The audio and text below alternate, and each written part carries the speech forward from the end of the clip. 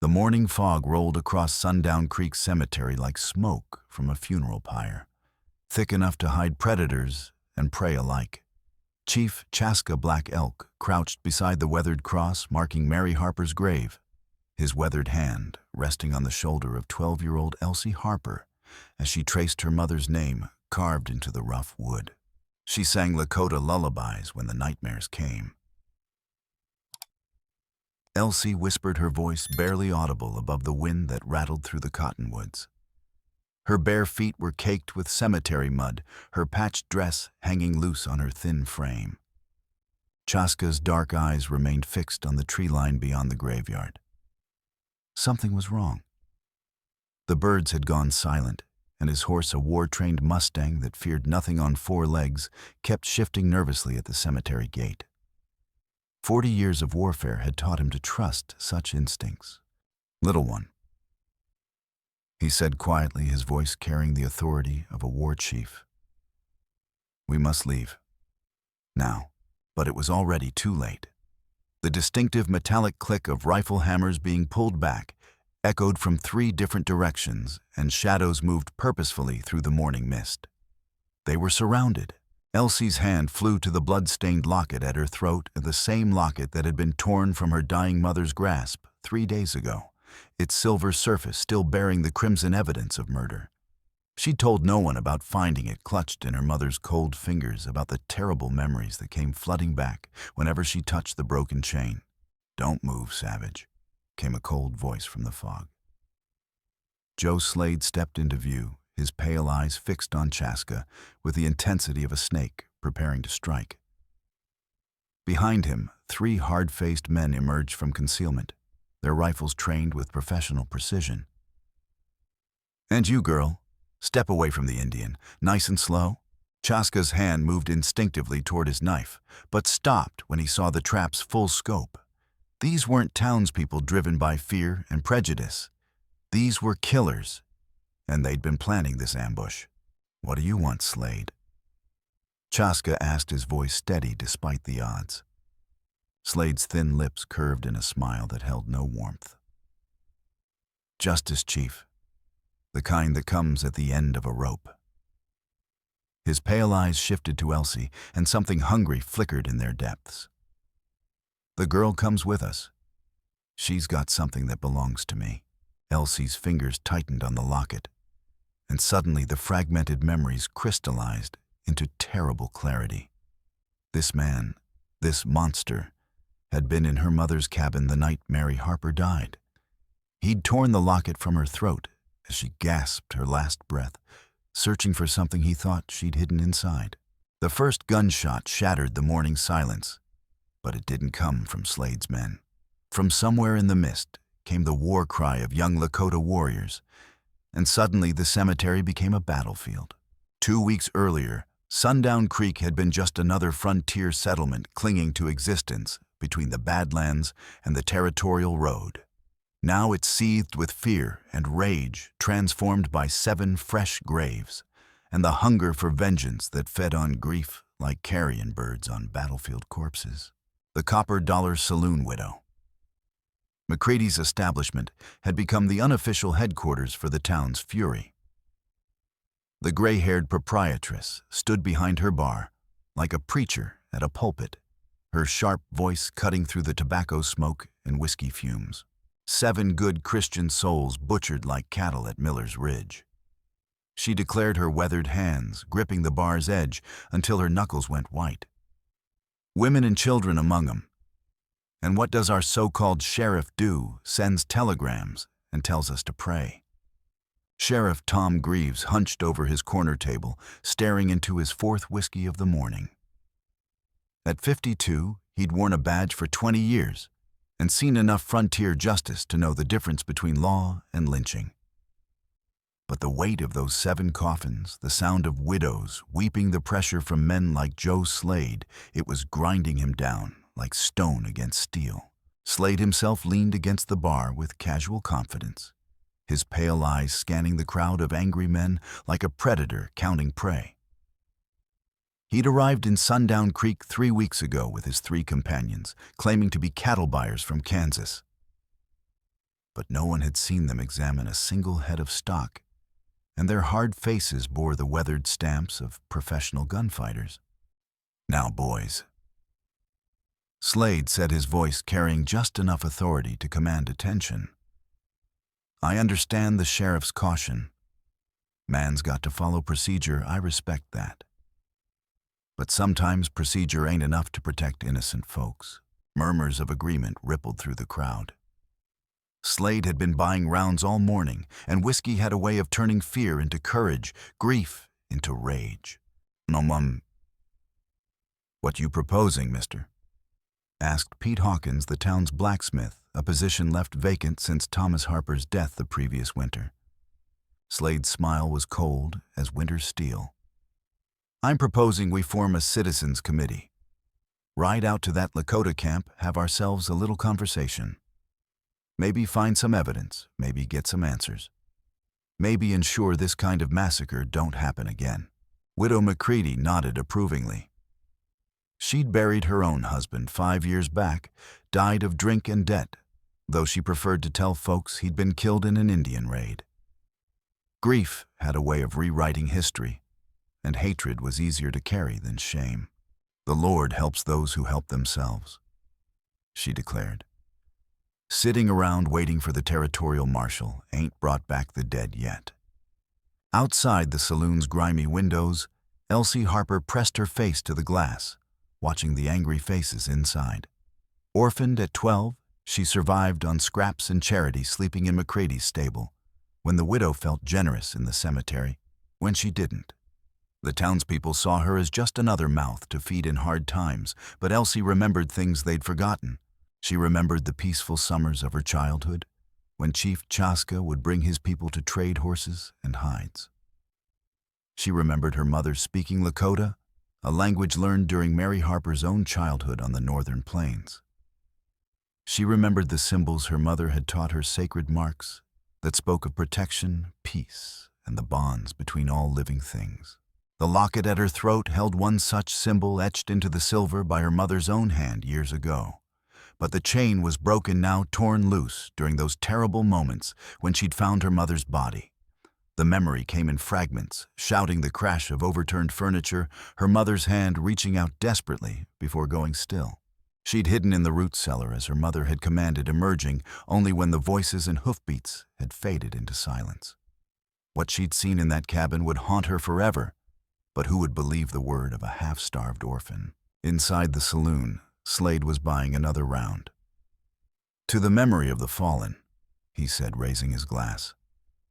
"And to the justice they deserve." The crowd drank, and McCready smiled her approval, and Sheriff Greaves stared into his whiskey like a man drowning in impossible choices. None of them noticed the small face at the window or the way the child's eyes widened in recognition when Slade turned and lamplight caught the tattoo on his wrist, a twisted corruption of the same Lakota peace symbol that decorated her mother's locket. The symbol that had been pressed into the blood-soaked dirt beside Mary Harper's body. The cemetery at dawn was Elsie's sanctuary, the only place in Sundown Creek where she felt connected to something larger than her own grinding hunger and endless loneliness. She'd spent the night curled against her mother's headstone, and now the morning mist was lifting to reveal Chief Chaska Black Elk, kneeling beside the grave, his weathered hands folded in silent prayer. She should have been terrified. The whole town was talking about the Lakota threat, about the need for vigilance and vengeance. But looking at Chaska, she saw only the same quiet strength she remembered from childhood, the same gentle hands that had once carved her a wooden horse and taught her to weave grass into rope. "Your mother was a bridge between worlds," he said without turning around, somehow sensing her approach. She understood that the sky covers all people equally. Most folks don't see it that way, Elsie whispered, creeping closer on bare feet. "They say your people killed them families at Miller's Ridge." Chaska's weathered face remained impassive, but pain flickered in his dark eyes. "What do you believe, little sister?" Elsie touched the locket at her throat, feeling its familiar weight. "I think somebody wants us all to believe that. Question is why?" That's when Chaska noticed the blood on the silver chain, not the rust brown of old wounds, but the deep crimson of recent violence. His breath caught as understanding dawned. "May I see that?" She hesitated, then lifted the chain over her head and placed it in his weathered palm. The locket was old silver, beautifully crafted with the delicate etching of a traditional Lakota symbol for family protection. But it was the fresh blood that made Chaska's warrior instincts scream danger. "Where did this blood come from, little one?" "The night Mama died," Elsie said, wrapping her thin arms around her knees. "I don't remember much. Fever was making her talk strange. And then there were men shouting. She grabbed my hand so tight the chain broke, pushed me toward the root cellar. Told me to hide and not come out no matter what." Chaska opened the locket with careful reverence. Inside was a miniature photograph of Mary Harper and a folded piece of paper covered in Lakota script. His eyes widened as he read it was a message of warning dated 3 days ago. Someone had discovered a plan to massacre settlers and blame his people. Someone had died trying to expose the truth. "Elsie," he said carefully, "do you remember who came to see your mother that night?" The girl's brow furrowed in concentration. "There were 4 men. The one doing the talking had marks on his arm like the mark on Mama's locket, but wrong somehow. Twisted up and ugly. His voice was soft, but his eyes were mean as a rattler's." Ice formed in Chaska's chest. Joe Slade bore such a tattoo he'd seen it when the man was holding court in McCready's saloon. A corrupted version of a sacred peace symbol, perverted into something dark and mocking. The sound of approaching hoofbeats cut through the morning air.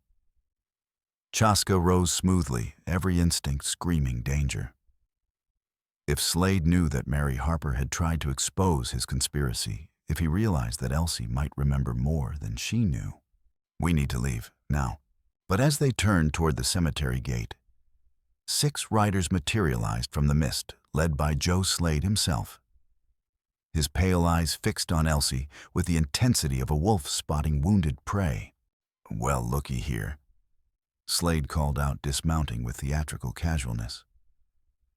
"Seems like we got ourselves a savage kidnapping a defenseless child."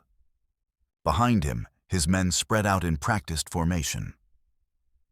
These weren't angry townspeople driven by grief and fear. These were professional killers, and they'd come prepared for war. Chaska's hand moved to his knife, but he was outnumbered 6 to 1, and he had Elsie to protect. The child pressed closer to his side, and he could feel her trembling. "The child was visiting her mother's grave," he said evenly. "As was I. We mean no harm to anyone." Slade's smile was colder than a January wind. "Oh, I'm sure you mean no harm. Just like your people meant no harm at Miller's Ridge, right, Chief? You know that's not true." "Do I?" Slade's hand rested casually on his gun butt. "All I know is 7 good people are dead, and here I find you alone with another potential victim. Mighty suspicious, if you ask me." One of his men raised his rifle. "Want us to handle this, Joe?" "Not yet, Briggs." Slade said, his eyes never leaving Elsie's face.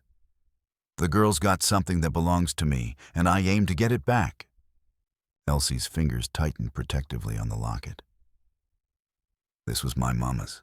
You got no claim on it, don't I?" Slade took a step closer, and his voice dropped to a whisper that somehow carried more menace than any shout. "See, little girl, your mama had something she shouldn't have had. Something that could cause a lot of good people a lot of trouble. Now she's dead, and that makes you the problem." The truth hit Elsie like a physical blow. This wasn't about rescuing her from imagined Lakota kidnappers. This was about silencing the only witness to her mother's murder. Chaska saw the realization in her eyes and made his decision. His whistle, 3 sharp notes like a hawk's hunting cry, echoed across the cemetery. From the cottonwoods came an answering call, and suddenly the odds began to shift. "Dakota," he called in Lakota. 3 from the north, 2 flanking west. Young warriors materialized from the morning mist, their war paint fresh and their weapons ready. Slade's confident smile faltered as he found himself facing not just one aging chief, but a coordinated war party. "Gentlemen?" Slade said, his voice still steady despite the changed circumstances. "I think we can all be reasonable here." But reasonable was the last thing on anyone's mind as the first shots rang out across Sundown Creek's peaceful cemetery. The gunfight erupted with the sudden violence of a summer thunderstorm. Chaska swept Elsie behind a large granite headstone as bullets chipped stone and whined through the morning air. His nephew Lakota and 3 young warriors had excellent position in the trees, but Slade's men were professionals. They moved with practiced efficiency, using the cemetery's monuments for cover while maintaining coordinated fire. "Stay down, little sister," Chaska commanded, then rose to return fire with his Winchester. His first shot took Briggs in the shoulder, spinning the gunman around and sending his rifle flying. But the man rolled behind a marble angel and kept shooting with his pistol one-handed but deadly accurate. Sheriff Greaves arrived with 2 deputies drawn by the gunfire, but what he found made his blood run cold. 6 hard cases in a running battle with Lakota warriors, and somewhere in the middle of it, a 12-year-old girl who'd become the center of a conspiracy he was only beginning to understand. "Cease fire," he shouted, leveling his shotgun. "All of you put down your weapons." But his authority carried no weight in this chaos. One of Slade's men, a scarred killer named Dutch Peterson, put 2 rounds into Deputy Martinez before the young lawman could even draw his weapon. The other deputy, Billy Crawford, dove for cover behind the cemetery gate, his nerve broken by the sudden violence. Slade himself had vanished in the opening seconds of the fight, using the confusion to circle around toward Elsie's position. He'd spotted the locket's chain gleaming against her throat, and he knew that whatever evidence Mary Harper had hidden it was connected to that silver pendant. "Mug girl," he called out, his voice carrying over the gunfire. "Your mama died because she stuck her nose where it didn't belong. You want to live long enough to see 13, you'll hand over that locket and anything else she gave you." Elsie's response was to grip the locket tighter and press herself against the headstone's cold marble. Chaska saw Slade moving through the monuments and tried to get a clear shot, but Dutch Peterson and the remaining gunmen kept him pinned down with sustained fire. That's when Lakota made his move. The young warrior had inherited his uncle's tactical brilliance, along with his courage. Instead of engaging the gunmen directly, he began systematically shooting their horses. The animals, already spooked by the gunfire, broke free and scattered, taking with them any chance of escape. Uncle Lakota called in Lakota. "The pale one moves like a snake through the stones. He seeks the child." Chaska understood. Slade was using the battle as cover to reach Elsie, confident that his men could handle the tactical situation while he completed his real mission. But the old war chief had fought cavalry officers and bounty hunters, outlaws, and claim jumpers. He knew how predators thought. "Elsie," he said urgently, "can you make it to the church?" The stone church sat 50 yards beyond the cemetery's far edge, its thick walls and heavy doors offering the best defensive position in town. But reaching it meant crossing open ground under fire. "I'm scared," she whispered. "Fear is wisdom when it keeps you alive," Chaska replied, checking his ammunition. "But courage is what keeps others alive. Your mother died protecting something important.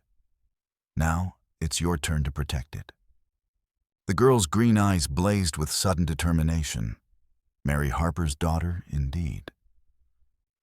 "What do you need me to do?" Before Chaska could answer, Slade's voice cut through the battle. "Enough!" The gunfire ceased abruptly, and an ominous silence fell over the cemetery. "Chief, I've got something you might want to see." Chaska risked a look around the headstone and felt his heart sink. Slade had managed to capture Father Miguel, the elderly priest who'd been coming to conduct morning prayers. The old man knelt in the open, Slade's pistol pressed to his gray head. "Here's how this is going to work." Slade continued, his voice carrying the calm authority of a man who held all the cards. The girl comes with me, along with whatever her dear departed mama left her. In exchange, the good father here gets to live long enough to give last rites to whoever needs them. Sheriff Greaves stepped forward, his own weapon trained on Slade. Let the priest go. This is between you and me. Slade's laugh was like the sound of breaking glass. Sheriff, this stopped being between you and anybody the moment you decided to play politics with justice. You had your chance to handle the Indian problem proper. Now citizens are taking matters into their own hands. But Chaska was studying the tactical situation with a warrior's eye. Slade's men had good positions, but they were spread out to cover too much ground. More importantly, the gunfight had drawn attention. Windows were opening throughout Sundown Creek, and armed townspeople were beginning to gather. The question was whether they'd come to help or to join the lynch mob. His answer came when Widow McCready emerged from her saloon carrying her late husband's buffalo rifle and wearing an expression of grim determination. Joe Slade. She called out, her voice carrying the authority of someone who'd been the town's unofficial leader since her husband's death. You said you wanted to talk to Indians, not shoot up our cemetery and threaten our priest. For the first time since the battle began, uncertainty flickered in Slade's pale eyes. He'd been counting on the town's support on their fear and hatred of the Lakota. But threatening a man of God was different from organizing vigilante justice. Ma'am, he said carefully, the savage has kidnapped this child. We're trying to rescue her. That true, Elsie? McCready called out. The girl rose from behind the headstone, her young voice carrying clearly across the cemetery. No, ma'am. Chief Chaska was helping me visit Mama's grave. These men want to hurt us both. Murmurs rippled through the growing crowd of townspeople. Many of them remembered Elsie Harper, remembered her playing with Lakota children during the peaceful trading seasons. They also remembered Mary Harper's reputation for fairness and kindness. Slade saw his advantage slipping away and made a desperate gamble. The girl's been turned against her own people. Look at that locket she wears, Lakota witchcraft, meant to control her mind. Her mother was working with the savages, feeding them information about our defenses. It was a lie, but a clever one.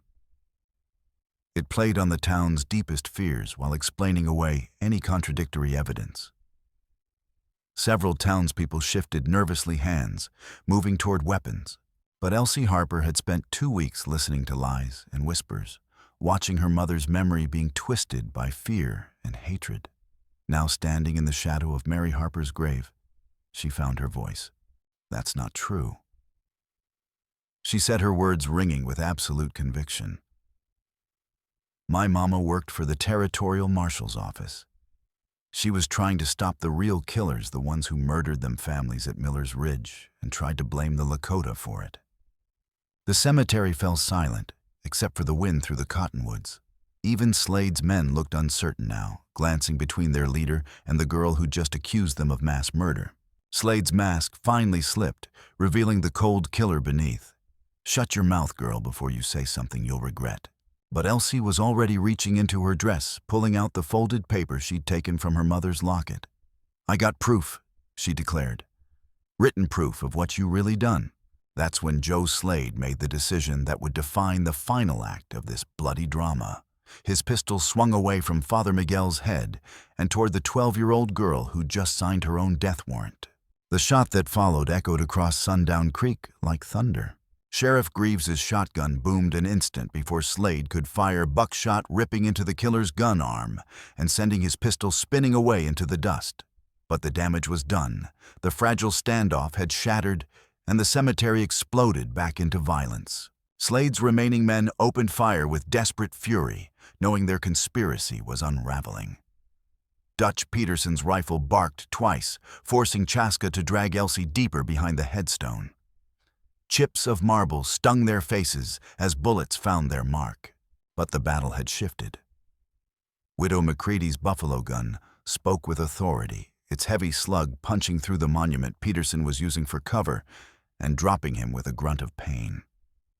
Other townspeople were taking sides now, some supporting Slade's vigilante justice, others defending the priest and the girl.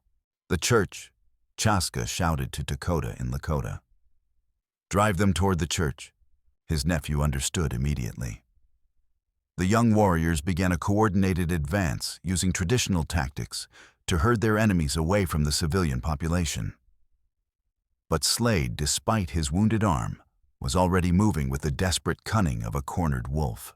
He'd grabbed Father Miguel again, using the priest as a human shield while retreating toward the church himself. Blood streamed from his mangled arm, but his left hand still held a knife, the same blade he'd used to murder Mary Harper. "You want to save the old man," he called out. "Then the girl comes to me. Just her and the evidence she's carrying." Elsie looked at the paper clutched in her hand, her mother's final message written in Lakota script and English. It contained names, dates, and details that would hang every man involved in the Miller's Ridge massacre. But it also contained something else, the location of additional evidence, hidden where only someone who knew Mary Harper's secrets could find it. "Don't do it, child." Father Miguel gasped, his weathered face pale but determined. Some things are worth dying for. But Elsie was already moving, stepping out from behind the headstone with her hands raised. "I'll come," she called to Slade. "But you let Father Miguel go first." Chaska tried to grab her arm, but she was too quick. "Little sister, no." "Yes," she said firmly, her green eyes blazing with Mary Harper's courage. "This is what Mama would do." As she walked across the open ground, Slade's remaining men kept their weapons trained on the Lakota warriors and townspeople. The tension was so thick it seemed to vibrate in the morning air. But Elsie had learned more from her mother than just languages and symbols. She'd learned patience, observation, and the value of preparation. As she approached Slade and his hostage, her free hand made subtle gestures, childhood signals she'd used playing with Lakota children, now adapted into a desperate message. Dakota saw the signs, first counting fingers, indicating the number of enemies pointing that revealed their positions, hand movements that spelled out a simple plan. The girl was braver than many warriors he'd known. When Elsie reached Slade, she held out the paper with apparent resignation. "This is what you want. Let Father Miguel go." Slade's pale eyes gleamed with triumph as he reached for the document. But the moment his attention focused on the paper, Elsie moved with the speed of desperation, driving her knee into his wounded arm and tearing herself away from his grasp. The priest rolled clear as Slade screamed in pain and fury. But the killer still had his knife, and he slashed wildly at the girl who'd outsmarted him twice now. The blade caught her across the shoulder, drawing blood and a cry of pain. But Elsie kept moving, rolling behind a marble statue of an angel as Slade's men opened fire again. This time, though, they were the ones caught in a crossfire. Dakota and his warriors had used the distraction to get into position, while armed townspeople flanked them from the other side. Widow McCready's voice rose above the gunfire like an avenging angel. "That's enough, Joe Slade. You're under citizen's arrest for assault on a child and threatening a man of God." But Slade was beyond caring about arrests or justice or anything, except the consuming need to silence the one witness who could destroy him. He stumbled toward Elsie's hiding place, knife raised, his pale eyes wild with pain and rage. That's when Sheriff Greaves made the decision that would define his remaining years in office. His second barrel caught Slade's center mass, lifting the killer off his feet and slamming him back against the church steps. As the echoes of gunfire faded, an eerie silence fell over the cemetery. 3 of Slade's men were down, 1 dead and 2 wounded. The 4th, a young cowboy who'd gotten in over his head, had thrown down his weapon and was begging for mercy. But the real battle was just beginning. As townspeople emerged from cover to tend the wounded and arrest the survivors, Elsie clutched her bleeding shoulder and stared at the paper that had cost so many lives. Written in her mother's careful script, it contained not just evidence of the Miller's Ridge conspiracy, but something far more dangerous, the names of prominent territorial officials who'd been financing and coordinating the entire operation. Joe Slade had been just the gun hand. The real snake's head was still out there, and it would have fangs. "Sheriff," Elsie said quietly, holding out the blood-stained document. "You're going to need to send a lot of telegrams. This thing goes all the way to the territorial capital." Greaves took the paper with shaking hands, his weathered face growing paler with each line he read. "Sweet Jesus," he whispered. They were planning to clear out every Lakota band between here and the Black Hills. Chaska knelt beside Elsie, examining her shoulder wound with gentle hands. The cut was painful, but not deep. She'd been lucky. But as he tended her injury, his warrior's instincts were screaming that the danger wasn't over. Men with this much to lose wouldn't give up. Just because one of their hired killers was dead.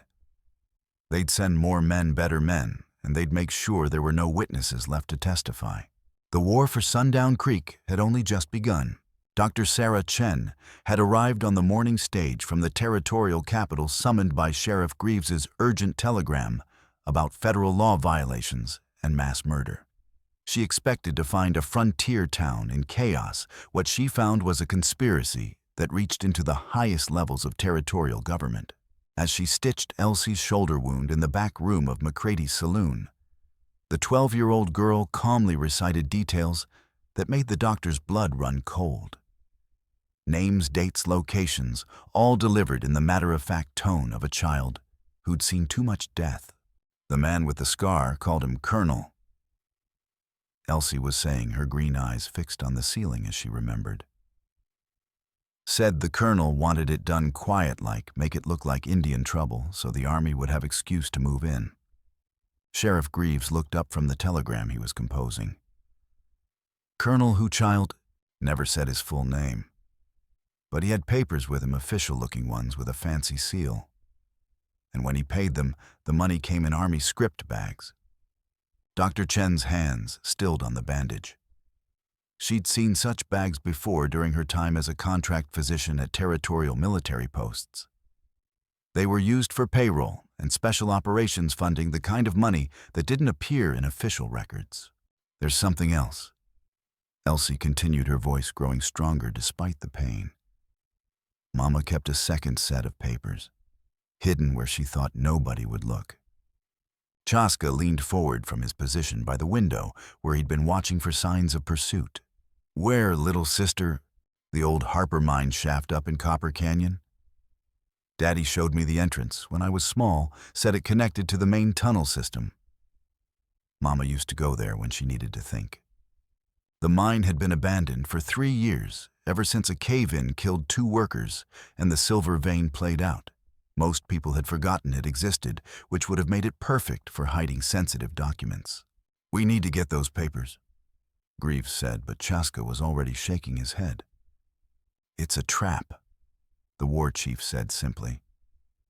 "If this colonel is military, he'll have scouts watching every place connected to the Harper family. The moment we approach that mine, we'll be walking into an ambush." But Elsie was studying the faces around her with an intelligence far beyond her years. "Unless they don't know we're coming," she said slowly. "Unless they think we're heading somewhere else entirely." She explained her plan in quick, urgent sentences. It was dangerous, requiring precise timing, and more than a little luck. But it was their only chance to get the evidence before Slade's mysterious colonel could have it destroyed. 20 minutes later, Sheriff Greaves rode out of Sundown Creek, with great fanfare announcing to anyone who'd listen that he was taking the Lakota evidence to the territorial marshal in Deadwood. A small crowd gathered to see him off, including several faces that Chaska noted carefully, men who'd shown up in town just after Slade's death, asking casual questions about the Indian trouble. While attention focused on the sheriff's departure, a smaller group slipped out the back of McCrady's saloon. Chaska and Dakota moved with the silent grace of born hunters, while Elsie followed with the determined step of someone walking in her mother's footsteps. The Harper mine lay 6 miles northeast of town, hidden in a fold of red rock that most riders passed without noticing. But as they approached through a maze of arroyos and stone formations, Chaska's suspicions proved correct. 3 men. Dakota whispered in Lakota, pointing to barely visible positions on the canyon rim. Professional soldiers, not local hire. The trap was expertly laid, covering all obvious approaches to the mine entrance. But Elsie led them along a game trail her father had shown her years ago, a route that wound through narrow crevices and emerged behind the watchers' positions. What they found in the mine shaft made the morning's violence seem like a minor skirmish. Mary Harper had documented a conspiracy of staggering scope, a coordinated campaign to eliminate Lakota tribes across 3 territories, opening millions of acres for mining and railroad development. The Miller's Ridge massacre was just the beginning. 7 more settlements were marked for destruction, each attack designed to blame different tribal bands and justify military intervention. The final phase called for the complete pacification of all native peoples between the Missouri River and the Rockies. Sweet Jesus. Dakota breathed, studying a map covered in red X's. They mean to kill every Lakota, Cheyenne, and Crow from here to Montana. But the most shocking revelation was yet to come. As Elsie carefully sorted through her mother's hidden papers, she found correspondence that made her gasp in recognition. The handwriting was familiar. She'd seen it on official documents, on notices posted throughout Sundown Creek, on the warrant that had authorized Slade's Citizen Committee to pursue Lakota raiders. No, she whispered, her face going pale. It can't be. Chaska saw her expression and took the letter she was holding. The signature at the bottom made his warrior's blood turn to ice. The mastermind behind the entire conspiracy. The colonel who'd ordered the deaths of hundreds of innocent people was none other than Territorial Judge William Morrison, and the same man who'd been appointed to investigate the Miller's Ridge massacre. The fox had been put in charge of guarding the henhouse, and tomorrow he was scheduled to arrive in Sundown Creek with a company of federal marshals to restore order and address the Indian problem permanently. As understanding dawned, Chaska realized they weren't just fighting for justice. They were racing against time to prevent a genocide, and they had less than 18 hours to expose a conspiracy protected by the highest levels of territorial authority. Outside the mine, the sound of approaching horses echoed off the canyon walls. The colonel's men had discovered their position, and this time there would be no escape through cemetery headstones and church doors. The final battle for Sundown Creek was about to begin, in the place where it had all started, the dark tunnels where Mary Harper had hidden the truth that would either save or damn them all. The abandoned Harper mine had become a death trap. As Chaska counted the approaching hoofbeats, at least a dozen riders converging on their position, he realized that Judge Morrison's men had been watching and waiting all along. The morning's gunfight had been nothing but a distraction while the real professionals moved into position. Uncle Dakota whispered urgently, "They're sealing the entrance." Through the mine's narrow opening, they could see uniformed soldiers, not the ragtag vigilantes they'd faced in town, but disciplined cavalry troopers with military precision. These men knew how to conduct siege warfare, and they were systematically cutting off every escape route. Elsie clutched her mother's papers to her chest, her green eyes blazing with determination, despite the terror of their situation. "There's another way out," she whispered. "Daddy showed me when I was little. The mine connects to the old silver workings, comes out near Willow Creek about 2 miles south." But Chaska was studying the tactical situation with a warrior's eye. "They'll have men there too. Professional soldiers don't leave escape routes unwatched." Outside, a commanding voice echoed off the canyon walls. "This is Captain Hendricks, United States Cavalry. You're surrounded and outnumbered. Send out the girl and the evidence, and the rest of you can ride away." It was a lie, and they all knew it. Dead men tell no tales, and Judge Morrison couldn't afford to leave witnesses to his conspiracy. "How long can we hold them?" Dakota asked, checking his ammunition. "Long enough," Chaska replied grimly. But he was thinking of the dynamite charges he'd seen the soldiers carrying, mining explosives that could bring down the entire tunnel system. They didn't need to storm the mine. They could simply seal it permanently with everyone inside. That's when Elsie made a decision that would define the rest of her life. I'm going out there. Absolutely not, Chaska said immediately. It's the only way. They want me alive. I'm the witness, the one who can testify about what really happened. If I surrender, maybe you two can escape through the back tunnel and get word to Sheriff Greaves. Lakota shook his head violently. Little sister, they'll kill you the moment they have those papers. Not if I don't have them. Elsie said with a smile that was pure, Mary Harper, brave, clever, and completely committed to protecting others. I'm going to make them think the evidence is hidden somewhere else entirely. Her plan was desperate but brilliant. She would surrender herself while claiming the papers were buried in her mother's grave, requiring them to return to Sundown Creek to retrieve them. That would buy time and get them away from the canyon where Chaska and Lakota would have a better chance of rescue. The child. Chaska said gently, You don't understand the kind of men we're dealing with. They won't hesitate to hurt you if they think you're lying. Elsie's jaw set with Harper's stubbornness. Then I better make them believe me. Before either warrior could stop her, she was moving toward the mine entrance, her hands raised in surrender. The late afternoon sun caught her red hair like fire as she emerged from the shadows. I'm Elsie Harper, she called out, her young voice carrying clearly across the canyon. You want me, here I am. Captain Hendricks was a lean, weathered man with the cold eyes of someone who'd made a career of following orders without asking questions. He studied the girl with professional assessment, looking for weapons, for signs of deception, for any tactical advantage she might represent. Where are the papers? He demanded. Safe. Elsie replied with more courage than any 12-year-old should have to possess. Somewhere you'll never find them without my help. The Indian and the breed with you, tell them to come out. I can't do that, Captain.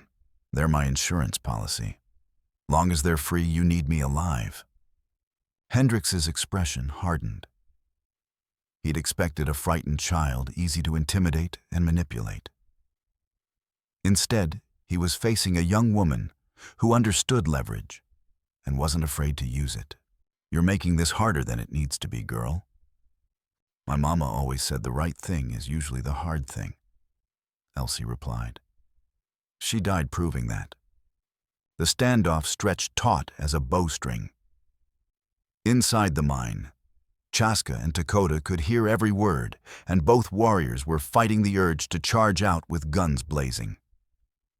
But they understood what Elsie was trying to do, buy them time to escape with the evidence that could expose Judge Morrison's conspiracy.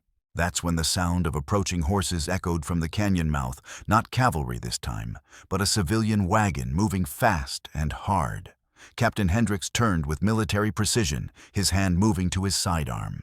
What emerged from the dust cloud was the last thing anyone expected: Sheriff Greaves driving a buckboard at breakneck speed with Dr. Chen beside him, and a dozen armed townspeople riding escort. Behind them came another wagon, carrying Widow McCready and Father Miguel, both armed and looking grimly determined. Captain Greaves called out, pulling his team to a sliding halt. I'm placing you and your men under territorial arrest for conspiracy to commit murder. Hendrick's laugh was like ice cracking. Sheriff, you're operating outside your jurisdiction and interfering with federal military operations. Stand down or face the consequences. But Greaves was holding up a telegraph message, his weathered face set in lines of absolute determination. This here's from the territorial governor himself, suspending Judge Morrison's authority pending investigation of corruption charges. Seems your boss made the mistake of trying to bribe the wrong people. The papers rustled in the canyon wind as Greaves read aloud. All military operations authorized by Territorial Judge Morrison are hereby suspended. Any officer continuing to act under such orders will be subject to court-martial and criminal prosecution. Captain Hendrick's face went pale beneath his military tan. He was a career soldier who'd followed orders without question for 20 years, but he wasn't stupid. If Judge Morrison had fallen from grace, continuing to follow his commands would mean the end of everything: career, pension, freedom. But he was also a man who'd committed himself too deeply to back down now. Too many bodies, too many crimes, too much blood on his hands to simply walk away. "The girl stays," he said finally, his voice carrying the flat authority of a man with nothing left to lose. "She's got information vital to territorial security." That's when Elsie Harper played her final card, the one her mother had taught her without words, through years of watching Mary Harper stand up to bullies and bureaucrats with nothing but courage and stubborn integrity. "Mach Captain Hendricks," she said clearly, her young voice carrying across the canyon like a bell. "My name is Elsie Harper, daughter of Mary Harper, who died trying to expose your conspiracy. I'm 12 years old, and I'm not afraid of you or Judge Morrison or anybody else who thinks they can murder innocent people and blame it on others." She pulled the blood-stained locket from her throat and held it high where everyone could see. "This locket belonged to my mama. It's got her blood on it from the night your boss had her killed. And inside it is proof of everything, every name, every plan, every innocent person you planned to murder." The canyon fell silent except for the wind and the nervous stamping of horses. Every eye was fixed on the small girl who stood alone between two forces, holding truth like a weapon. "Now you got a choice, Captain," Elsie continued. "You can keep following orders from a man who's already been arrested for treason. Or you can remember that you swore an oath to protect innocent people, not slaughter them for money and land." Captain Hendricks stared at her for a long moment, his weathered face reflecting the kind of internal struggle that defines a man's character. Then slowly he holstered his sidearm and stepped back. "Stand down," he ordered his men. "All of you stand down." But as the soldiers began to lower their weapons, the sound of a single rifle shot cracked across the canyon. Captain Hendricks spun around, blood blooming across his blue uniform, and crashed to the ground. From a concealed position high on the canyon rim, Judge Morrison himself emerged with a smoking rifle. His face twisted with rage and desperation. "If you want something done right," he snarled, working the bolt on his weapon, "you do it yourself." The real battle for Sundown Creek was about to begin. Judge William Morrison stood silhouetted against the setting sun like an avenging angel, but there was nothing divine in his pale eyes, only the cold madness of a man who'd built an empire on blood and was willing to kill anyone who threatened it. 20 years. He called down to the people gathered in the canyon floor, his voice echoing off the red rock walls. 20 years I've been civilizing this territory, bringing law and order to savages and settlers alike. And this is how you repay me, by believing the lies of a half-breed brat and her pet Indians. Sheriff Greaves had taken cover behind his wagon, but his shotgun was trained on the judge's position. "Morrison, you're under arrest for conspiracy murder and treason. Come down peaceful, and maybe you'll live to see trial." The judge's laughter was like breaking glass. "Trial? You simple-minded fool, I am the law in this territory. Every warrant, every sentence, every execution, they all flow from my authority." He swung his rifle toward Elsie, who stood frozen in the open ground between the opposing forces. Starting with this little troublemaker who should have died with her mother. The shot that followed didn't come from Morrison's rifle. Lakota had emerged from the mine shaft with the fluid grace of a hunting cat, his arrow taking the judge high in the shoulder and spinning him around. Morrison's bullet went wild, chipping stone near Elsie's feet, but the judge wasn't finished. As he staggered, trying to work the bolt on his rifle with one good arm, his remaining supporters, 3 corrupt cavalry officers who'd been in on the conspiracy from the beginning, opened fire from concealed positions around the canyon rim. The battle that erupted was unlike anything Sundown Creek had ever seen. This wasn't the desperate skirmish in the cemetery or the tense standoff at the mine entrance. This was warfare between 2 different visions of what the American frontier should become. Chaska burst from the mine like an avenging spirit, his Winchester speaking with deadly precision. His first shot dropped Lieutenant Hayes Morrison's chief enforcer. His second shattered the rifle of Sergeant Burke, sending the corrupt soldiers scrambling for cover. But the real surprise came from the townspeople themselves. Widow McCready had positioned her buffalo gun with the skill of someone who'd learned to shoot during the early Indian Wars, and her first shot sent stone chips flying around Morrison's position. Father Miguel, despite his age and vocation, proved he remembered his service as a Union Army chaplain. His Spencer rifle barked steadily, providing covering fire for the civilians caught in the crossfire. Dr. Chen had dragged the wounded Captain Hendricks to safety behind the wagons, working frantically to save the life of a man who'd been seconds away from killing them all. It was frontier medicine at its most desperate battlefield surgery, with bullets flying overhead and only prayer for anesthesia. Elsie, caught in the middle of the killing ground, did what her mother would have done. Instead of seeking safety, she ran toward the fallen cavalry captain, her small hands pressing against his chest wound, while she screamed for Dr. Chen. "Don't you die," she demanded, her green eyes blazing with Harper determination.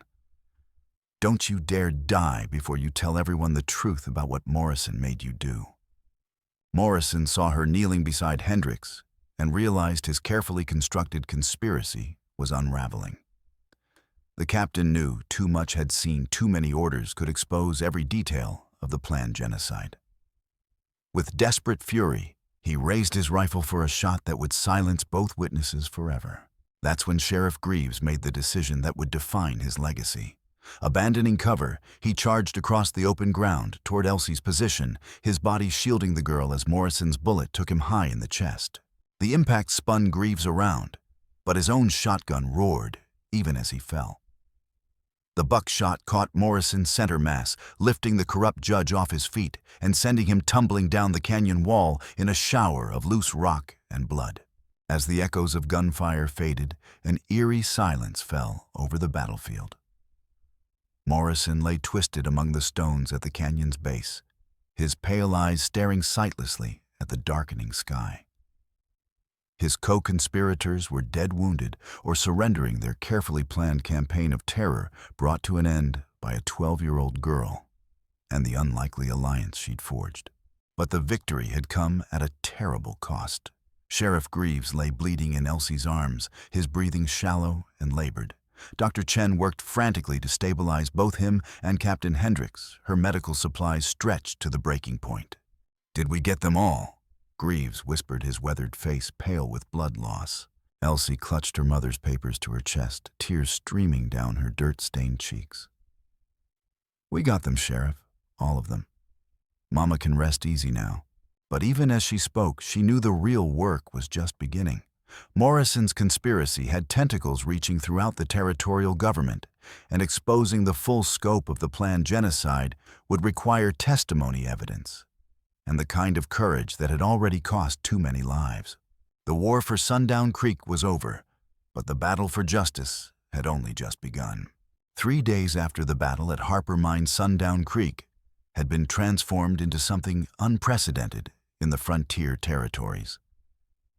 A town where federal marshals worked alongside Lakota warriors to piece together evidence of the largest criminal conspiracy in territorial history. Dr. Chen had established a field hospital in McCready's saloon, treating wounded soldiers and civilians with equal care. Sheriff Greaves would live, though his days of chasing outlaws were over. Captain Hendricks had survived as well, and his testimony was proving invaluable in unraveling Morrison's network of corruption. 67 planned raids across 3 territories. Marshal Davidson reported to the crowd, gathered in the saloon's main room. Everyone designed to blame peaceful tribes and justify military intervention. "We're talking about potential casualties in the thousands."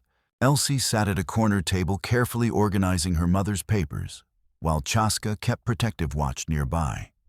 The girl had aged years in the past week, but there was a strength in her green eyes that reminded everyone of Mary Harper's legacy. "What happens to us now?" asked Dakota, speaking for the Lakota warriors who'd risked everything to prevent the genocide. "That depends," Marshal Davidson replied, "on whether we can build something better from the ashes of what Morrison tried to create." The transformation wasn't happening without resistance. Several territorial officials implicated in the conspiracy had fled to Mexico rather than face trial. Others were fighting the charges through political connections and expensive lawyers. But the evidence was overwhelming, and public opinion was turning against those who'd profited from manufactured conflict. Widow McCready emerged from her kitchen, carrying a tray of food for the prisoners, Morrison's surviving co-conspirators, now awaiting transport to territorial court. The irony wasn't lost on anyone that the woman who'd once preached hatred against the Lakota was now feeding men who'd planned their extermination. "Figure they deserve a decent meal before they hang," she said gruffly, but her eyes held no satisfaction in their defeat, only the weary recognition of how close they'd all come to becoming something monstrous. Father Miguel had been conducting services for the dead, not just the innocent victims of Morrison's conspiracy, but even for the corrupt judge himself. "Every soul deserves prayers," he'd explained when some townspeople objected. "Even the most fallen can find redemption in death." But the real work of healing was happening in smaller, quieter moments. Lakota children playing with settler children in the streets, mixed families sharing meals and stories, the slow, careful building of trust between communities that had been manipulated into hatred. Dr. Chen found Elsie sitting beside her mother's grave as the sun set over the town. The girl was reading from one of Mary Harper's journals, her lips moving silently as she traced the familiar handwriting. "She wrote about you," Elsie said without looking up. "Said there were good people on both sides if you knew how to look for them.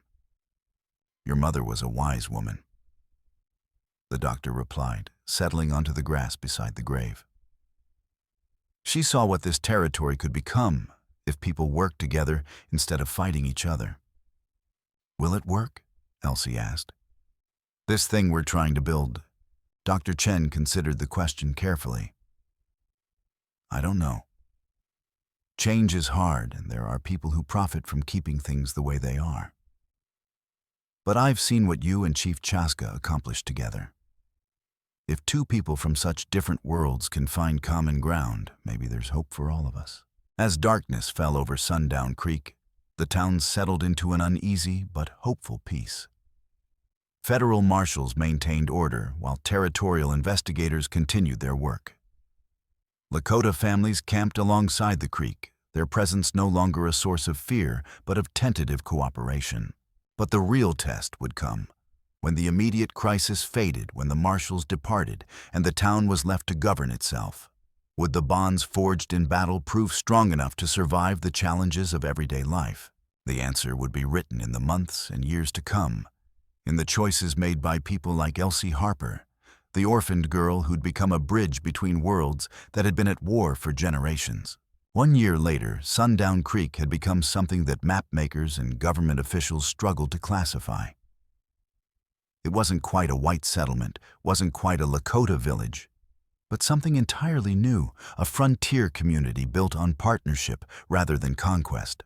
Elsie Harper stood at her mother's grave in the early morning light, no longer the ragged orphan who'd knelt there in desperation 12 months ago.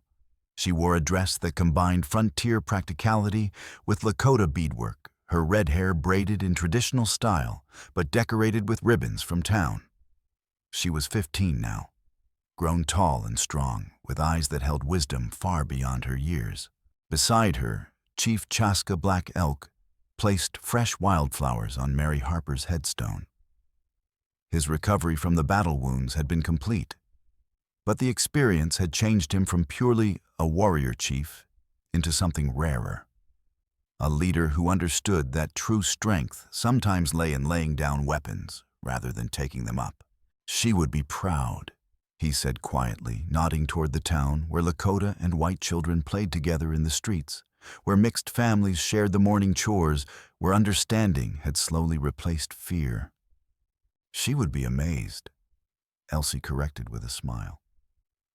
"Mama always believed change was possible, but even she couldn't have imagined this." The transformation hadn't been easy or automatic. There had been setbacks, arguments, moments when old prejudices flared and threatened to destroy everything they'd built. But each crisis had been met and overcome, usually through the patient mediation of people who remembered what hatred had nearly cost them all. Widow McCready approached from the town, carrying a basket of fresh bread for the school breakfast. She taught reading and writing to children from both communities. Now her sharp tongue used to correct grammar rather than spread poison.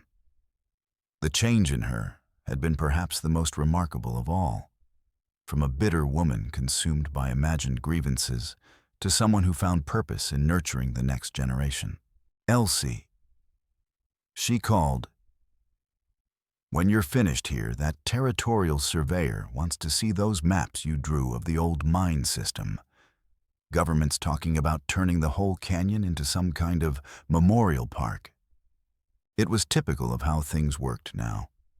Elsie's knowledge of the local area combined with Lakota understanding of the land's rhythms and seasons was helping to develop the territory in ways that preserved rather than destroyed. The girl who'd once survived on scraps and charity had become an unofficial ambassador between two worlds, her voice carrying weight in territorial councils and tribal gatherings alike. Sheriff Greaves emerged from his office, walking with the careful gait of a man whose fighting days were behind him, but whose wisdom had never been more valuable. The bullet he'd taken protecting Elsie had ended his career as a lawman, but he'd found new purpose as the town's mediator and unofficial historian. "Good morning, folks," he said, tipping his hat to the small group at the grave. "Got word from the territorial capital.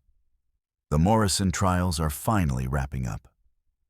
Looks like most of his co-conspirators will hang, and the politicians who were taking bribes are getting prison time. It was justice, but justice that had come at a terrible cost. The conspiracy had reached so high into territorial government that entire departments had been disbanded and rebuilt. The scandal had even reached Washington, leading to congressional investigations and new policies for dealing with native tribes.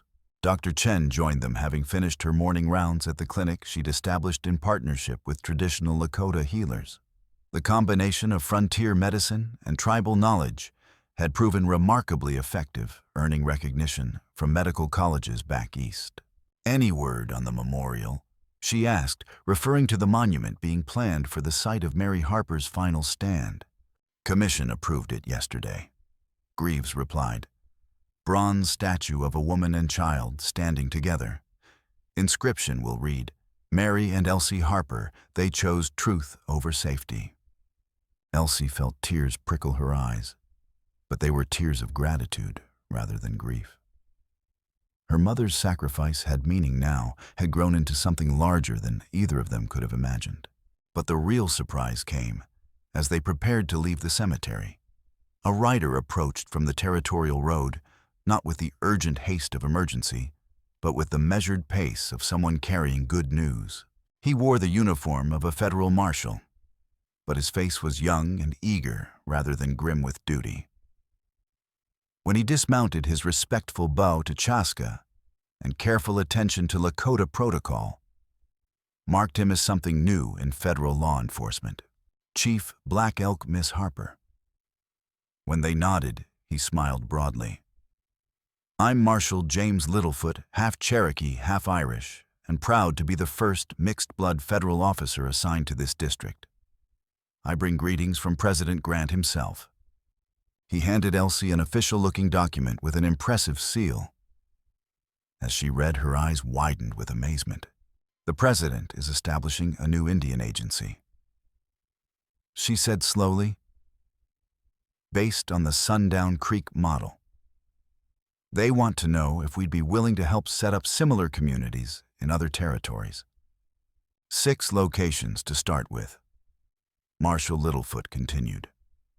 "Colorado, Dakota, Montana, and 3 others. The idea is to create partnerships instead of reservations, cooperation instead of control." Chaska and Elsie exchanged glances, understanding passing between them without words. The work Mary Harper had died for was expanding beyond their wildest dreams. "When do we start?" Elsie asked. As the sun climbed higher over Sundown Creek, its rays caught the inscription Elsie had carved into her mother's headstone the previous winter. "Mary Harper, she planted seeds of peace in ground watered by blood." Around the grave were growing wildflowers, not planted by human hands, but seeded by wind and rain and time. Prairie roses grew alongside Lakota, healing herbs, their roots intertwined beneath the earth, just as their communities were learning to intertwine above it. The blood locket that had started it all now rested in a place of honor in the town's small museum, its chain repaired and its silver polished bright. Visitors could read the story of how hatred had corrupted even sacred symbols, but also how love and courage could transform tragedy into hope. But perhaps the most remarkable sight in Sundown Creek was the sight that greeted every dawn children of different races playing together in the dusty streets, their laughter echoing off buildings where multiple languages were spoken and multiple traditions were honored. They were the real monument to Mary Harper's legacy, living proof that the American frontier could be something more than a battleground between competing peoples. It could be a place where different worlds came together to create something stronger and more beautiful than either could achieve alone. As Elsie Harper rode out of Sundown Creek for the first time in her life, heading toward her new mission of building bridges in distant territories, she carried with her not just her mother's papers and memories, but the certain knowledge that some endings are really beginnings in disguise. The story of Sundown Creek was complete, but the story of what it represented was spreading across the American West like wildfire, changing hearts, changing minds, and changing history. One small town at a time, and in the cemetery where it all began, wildflowers continued to grow around Mary Harper's grave, their colors bright against the red earth, their roots deep enough to survive any storm. The blood had been washed away by time and rain, but the seeds of peace it had nourished would bloom for generations to come.